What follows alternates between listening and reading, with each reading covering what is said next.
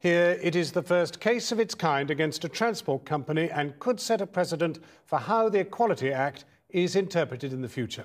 Today, disabled campaigners launched a civil case in Middlesbrough against their local bus company, Arriva North East.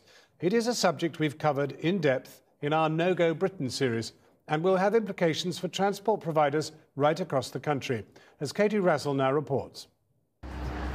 We first met Anthony Wilson in March when we filmed him trying to catch a bus in Darlington at the start of our No Go Britain series.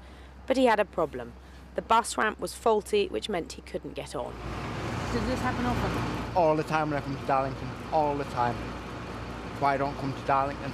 With Anthony shivering in the cold, on this occasion the bus company Arriva North East sent a replacement to take him home.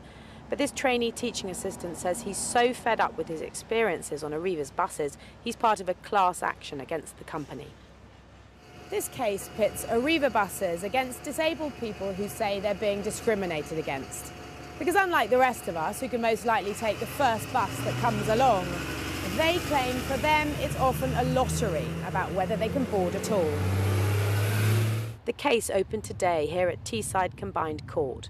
The bus company has told the judge his decision will have implications for all Britain's transport companies. They're arguing about two issues: whether the claimants are right that Arriva North East's wheelchair ramps are often faulty, and whether the company is required by law to force non-disabled people out of the wheelchair space to make room for a disabled traveller. It's an argument about how to interpret the Equality Act, which protects disabled people from discrimination.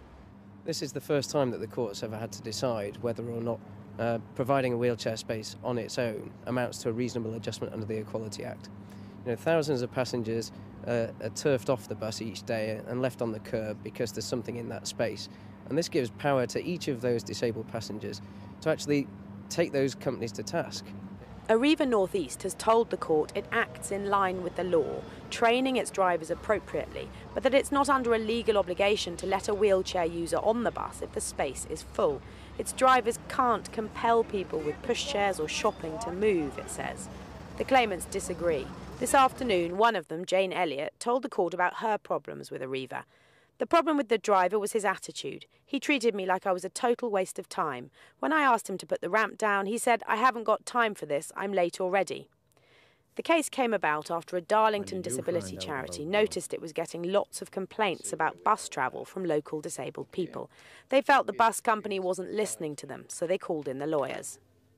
It has a massive impact on people's lives, because if you just look at anybody who isn't a wheelchair user, for instance, and say, if you can't get a bus or a taxi, how would you get about? How would you get to work? How would you get to the doctors? Not everybody has a car. And a lot of disabled people are on low incomes to start with. The court's heard about how bus companies in different areas have different policies towards disabled travellers. The Transport for London, for example, tells its drivers they can refuse to keep driving if a non-disabled person won't make room for a wheelchair user. Here in the North East, disabled people have said enough is enough. They're demanding thousands in compensation and a ruling from the judge that transport companies will have to listen to.